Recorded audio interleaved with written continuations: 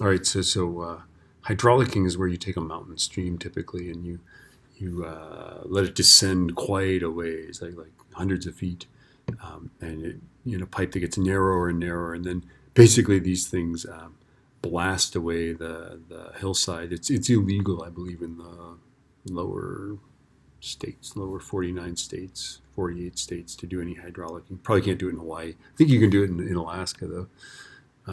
But it just causes so much destruction. Literally, that water comes out of there and just blasts away the hillside, and then whatever gold is left stays put. All right, so let's see. What is the flow rate in cubic meters? What is the velocity in the supply pipe? Okay. So let's solve the first thing, right? Let's solve for the flow rate in cubic meters per second. So 44 meters per second. So area 1, V1 is area 2. V2, let's see.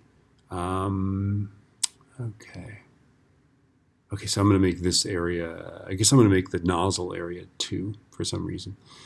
Okay, so it's going to be pi times 0.015 squared times 44. And just for kicks, let's figure out what that is, because that'll be the cubic meters per second.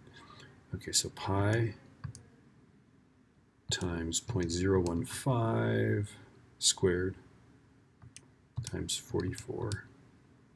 And this is actually 0.0311, and that's cubic meters per second, that's 31 liters every second. That's a fairly substantial amount, right? And then that's going to equal, it's a 12 centimeter diameter supply pipe, so I'm going to go pi times 0.06. Remember, you got the diameter and the radius, right? Squared times V1. Okay, so now to solve for V1, I need to divide by pi. So divide by pi. I'm going to divide by 0.06 squared. And I get 2.75 is my answer. So V1 is 2.75 meters per second, right?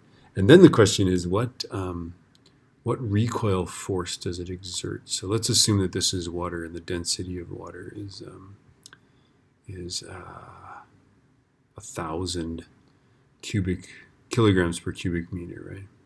Okay, that means every second, if we multiply the flow rate, right? Every second, this is the mass that goes by, right? Mass per second is going to be 0.0311, and that's cubic meters per second times 1,000. So I'm going to take that number that I just got times, and I get 31.1 kilograms per second. Right, and then the change in velocity is, let's just say that it's 44 meters per second, right? We're sending it away at 44 meters per second, so it's like a rocket. Okay, so that's our exhaust velocity. Okay, so force times time is mass change in velocity. Let's make it 1 second. I want to find the force. The mass is 31.1, and the change in velocity is 44. So I just multiply by 44. And I got 1368. The force is 1368 newtons, which is how many pounds? Let's divide by 4.45 to get pounds. That's 307 pounds. So you can see this is not a handheld device, right? And attack hoses, I think, are, maybe 100 pounds or 50 pounds or some amount of force, which is hard. I mean, a very strong person can push maybe with 50 pounds of force to the side. Okay.